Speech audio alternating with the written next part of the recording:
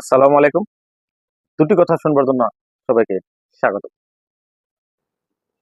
বর্তমান বিশিষ্ট অর্থনীতিবিদ, শান্তিতে নোবেল বিজয়ী ডক্টর মোহাম্মদ ইউনূস সাহেবের নেতৃত্বে যে অন্তর্বর্তীকালীন সরকার দেশে কাজ করছে, তা অত্যন্ত গুরুত্ব সহকারে তারা দায়িত্ব পালন করতেছেন এবং সংস্কার কাজে হাত দিয়েছেন। বিভিন্ন বিভাগে নতুন নতুন লোককে নিয়োগ দিয়েছেন এবং যারা অসৎ, অসাধু তাদেরকে সরিয়ে দিতেছে। কাজগুলো করতে হবে ধাপে ধাপে, কারণ ইচ্ছা করলেই যাকে তাকে বদলিয়ে দেওয়ার সুযোগ নেই। কারণ যে পদটা খালি হবে সেই পদে একজন যোগ্য, গুরুত্বপূর্ণ, সৎ, দায়িত্বশীল লোক খুঁজে পেতে একটু সময় লাগে।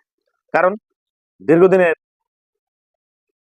দলীয় সরকার, ফ্যাসিস্ট সরকার বিভিন্ন পদে তার ইচ্ছা মতো লোককে বসিয়ে রেখেছে এবং কার কি ভূমিকা ছিল, কাকে দেওয়া যায়, এই সকল বিষয় মূল্যায়ন করতে একটু সময় লাগবেই। আমরা অনেকে অস্থির, অনেকে চাচ্ছে রূপরেখা, অনেকে চাচ্ছে রুটম্যাপ, চাইতেই পারি, কিন্তু এই সকল দেওয়ার জন্য আমাদের বর্তমান সরকার কি যথেষ্ট পরিমাণ সময় পেয়েছে? আমার মনে হয় যে সময় তারা পেয়েছে এটা যথেষ্ট নয়। আমাদেরকে আরো কিছুদিন সময় এই সকল দাবি দেওয়ার জন্য অপেক্ষা করতেই হবে। এক, অপরদিকে একটা মহল একটা প্রচারণা শুরু করছে, অনির্বাচিত সরকারের হাতে দীর্ঘদিন ক্ষমতা রাখা যাবে না। এই যে অনির্বাচিত বলে বলে বর্তমান সরকারকে ব্যতিব্যস্ত করে তুলছে। এরা কি অনির্বাচিত? এরা তো কখনোই অনির্বাচিত নয়। এরা বাংলাদেশের 18 কোটি মানুষের মনোনীত ব্যক্তি। হয়তো বলা যেতে পারে এরা তো ব্যালট পেপারে ভোটে আসে নাই। হ্যাঁ, ব্যালট পেপারে ভোটে এরা আসে নাই, কিন্তু ইতিপূর্বে যারা ব্যালট পেপারে ভোটে ক্ষমতা এসেছিল তারা কি আদৌ নির্বাচিত ছিল? 14, 18, 24 এই তিনটা নির্বাচন কি গণতান্ত্রিক প্রক্রিয়ায় হয়েছে? এই তিনটা নির্বাচনে কি জনগণের আশা আকাঙ্ক্ষার প্রতিফলন ঘটেছে? এই তিনটা নির্বাচনে কি জনগণ তার পছন্দের প্রার্থীকে ভোট দিতে পেরেছে? অবশ্যই পারে নাই। এই বিষয়ে যারা নিরপেক্ষ লোক সকলে একমত হবেন, আওয়ামী লীগের লোক ছাড়া। কারণ আওয়ামী লীগ তারা ক্ষমতাকে কুক্ষিগত করার জন্য যা ইচ্ছা তাই করেছে। তাহলে এই তিনটা নির্বাচনে যারা জয়লাভ করেছে, সরকার পরিচালনা করেছে, তারাও তো অনির্বাচিত। জনগণ তো তাদেরকে নির্বাচিত করে নেয়। তারা বিনা ভোটে পাশ করেছে, নিষেধাজ্ঞাতে পাশ করেছে, দামি নির্বাচনে পাশ করেছে, তারাও অনির্বাচিত। কিন্তু তার ব্যালটের মাধ্যমে একটা প্রক্রিয়া করে নির্বাচন কমিশনের মাধ্যমে একটা অসাধু, অসৎ পন্থা অবলম্বন করে তারা ক্ষমতাকে স্থায়ী করেছেন। কিন্তু সেই অসাধু, অসৎ নির্বাচিত সরকারকে কে হটিয়েছে? অবশ্যই এই দেশের জনগণ। তাহলে এই দেশের জনগণ যদি তাদেরকে হটিয়ে দিয়ে থাকে, তাহলে যাকে হটিয়ে দিয়ে যাদেরকে বসানো হয়েছে এরা এই জনগণের পছন্দের ব্যক্তি, সম্মানিত ব্যক্তি এবং জনগণ এদেরকে দায়িত্বশীল মনে করেছে।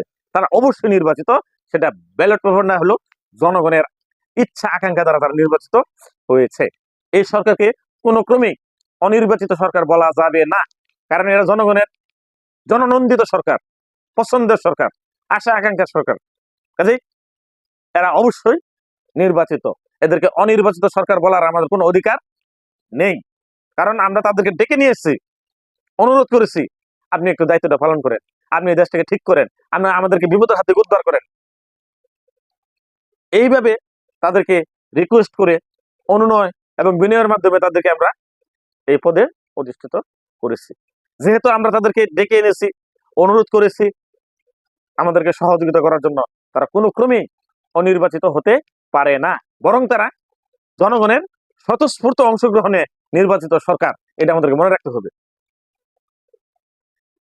এখন যারা অনির্বাচিত সুর তুলতেছে তারা আসলে দেশের ভালো চায় না। কেন?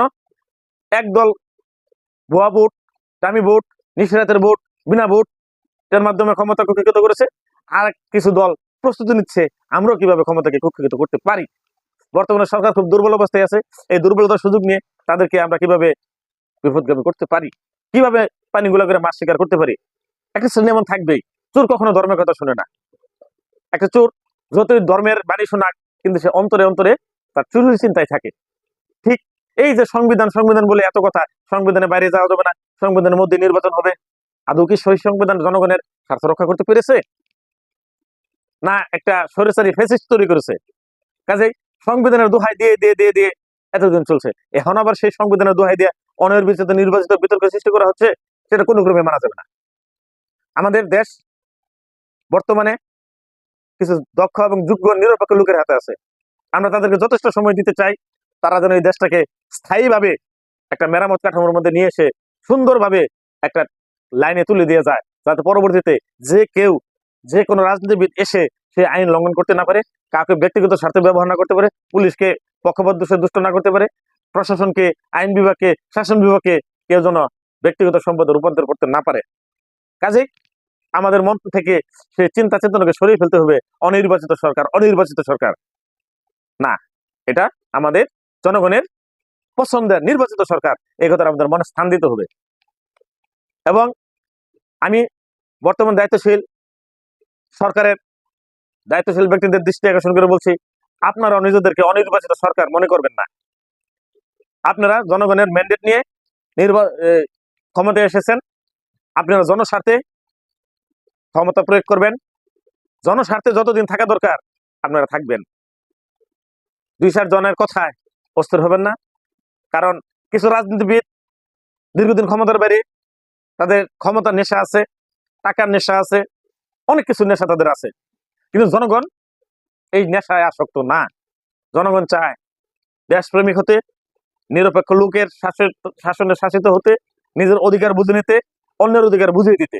এই যে জনগণের মধ্যে কোনো অস্থিরতা নাই, জনগণ আপনাদেরকে চায়, জনগণ এই বিপ্লব ঘটিয়েছে, এই বিপ্লব ছাত্র সমাজ ঘটিয়েছে, ছাত্রদের আশা আকাঙ্ক্ষা ভবিষ্যৎকে দেখতে হবে, এবং আম জনতা, ছাত্র, শিক্ষক, রিক্সাওয়ালা, কুলি, মজুর, গার্মেন্টস শ্রমিক, রাজনীতিবিদ, ধর্মবেত্তগণ, মাদ্রাসা ছাত্র, হাফেজ মৌলানা সকলেই আন্দোলন যোগ দিয়েছে। কাজেই সকলেই যোগ দেওয়ার পর এই বিপ্লব গঠনে পর ফেসিবাদী শেখ হাসিনাকে বিতাড়িত করার পর যেহেতু আপনাদেরকে ক্ষমতায় বসিয়েছে, অবশ্যই আপনি সেই 18 কোটি জনতার পছন্দের ব্যক্তি, এই কথাটা আপনাদেরকে মনে রাখতে হবে, এবং এই কথাটা মনে রেখেই দায়িত্ব পালন করতে হবে, এর ব্যত্যয় করা যাবে না। জনগণের অনেক আশা আপনাদের উপর, আমরা অবশ্যই অবশ্যই আশা রাখি, আমাদের সেই আশা সেই প্রত্যাশা আপনারা অবশ্যই অবশ্যই পূরণ করবেন। কাজেই মনের মধ্যে এই নির্বাচিত অনির্বাচিত একটা বিষয় রাখবেন না, আপনারা জনগণের পছন্দের ভালোবাসার সরকার। কাজেই আপনারা দায়িত্ব পালন করবেন নির্বিঘ্নে, যে কোনো সিদ্ধান্ত, যে কোনো আইন আপনারা পরিবর্তন করতে পারবেন, সংবিধান সংশোধন করতে পারবেন। এই সংবিধান সংশোধন করতে গিয়ে আপনাদের যে সকল আইন প্রয়োগ করা দরকার আপনারা সবই করবেন।